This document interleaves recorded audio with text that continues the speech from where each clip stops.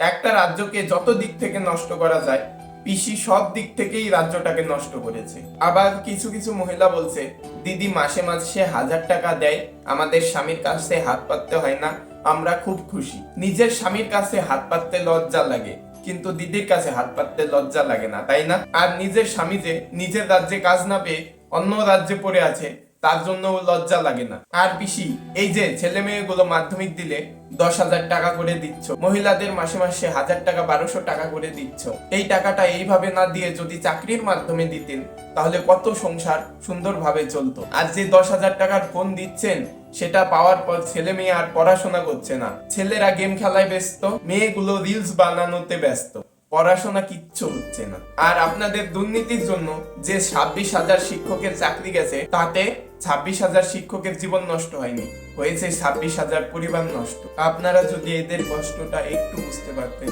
তাহলে আর এইরকমটা হতো না।